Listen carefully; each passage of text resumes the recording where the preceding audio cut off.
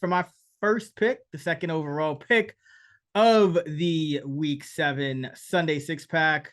We're going to go with the Washington football team plus 5.5 at home against the Green Bay Packers. And, the reason I picked the Jets against the Packers last week, I talked about it.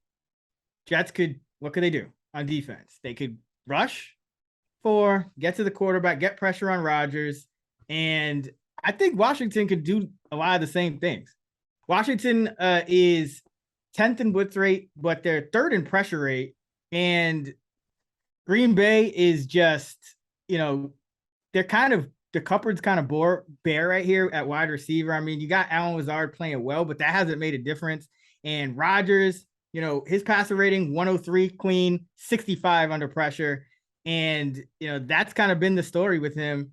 And then this Washington team, they play a lot of man coverage. And Green Bay struggles against man coverage. They're 20th in yards per attempt against man coverage. And Allen Lazard is the only receiver that averages 2 yards per route run. Randall Cobb was their second best. He was at 1.9, but he's out now. So, Romeo Doubs hasn't been separating as much against man coverage. And, you just got a whole bunch of tight ends, running backs.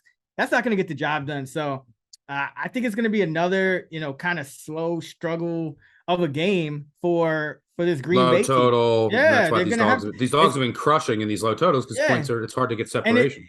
And it's like, I would never make, me, I would not make this pick if it was Carson Wentz, but I'm getting Taylor Heineke here. So now we got a little bit of maybe our offense could get more than 93 yards, passing, because this Green Bay defense, what are they going to do? Like if they blitz, Heineke's actually been it's been the same whether you blitz or don't blitz them. So they're fourth in blitz rate. So they could blitz them. Fine. Go ahead.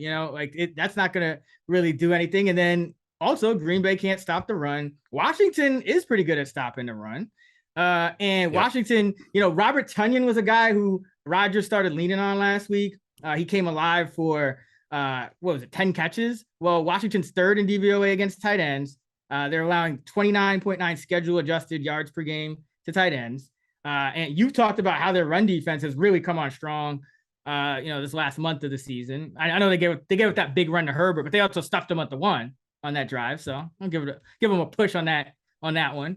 And I just think it's going to be a struggle for Rodgers facing another team that's top 5 in pressure rate. The Jets are top 5 in pressure rate as well. Now, Washington does blitz a little more, but, you don't blitz a ton against Rodgers. No one does. So I still think Washington can be like a top 10-ish pressure team without blitzing because, their pressure rate is higher than their blitz rate, which is always something you look for in these type of matchups. And, give me the Washington football team here. Taylor Heineke. I'm finally out of Washington football team against the spread jail, betting on Heineke because Wentz is gone. So Washington plus 5.5 at home against the Pack. Yeah, I actually bet the Commanders last week and covered somehow. They did not deserve to cover. That was a disgusting game. Which made up for the Tennessee loss when Washington couldn't score at the goal line and Chicago couldn't score at the goal line. But what a mess. Yeah, I love listening. I listen to all the pressers that I listen to each week. Rodgers is my favorite one to listen to because sometimes he's just like a smart ass, and then he'll also tell you some things without telling you some things. And sometimes he can sound like a dick, but yeah, he's not boring. Like some of them are so boring and they just say generic stuff. So I was tweeting out right after his presser. I was like, he just said simplify the offense 25 times. That it's all I kept saying. You got to simplify it. It's like the scheme is great. Now, generally, that doesn't lead to better results in the NFL. Now, I get why you're saying that there. Like, let's take the motion out. These are young guys. They're not getting separation. But so we'll see what that looks like. But I agree with you on the matchup here that if you simplify the offense, it's like, well, you can't run it. You can't lean on your running game. You're watching 5th in success rate against the run, 7th EPA per rush on defense. So, and then their weaknesses, they have some weaknesses in the secondary, but like the Green Bay's not getting separation against anyone with these receivers. So, yeah, and the offensive line hasn't been playing well. The defense can't stop the run. Low total home dog here. And if you look back, so yeah, I think it's either, and then the special teams pack has been a mess.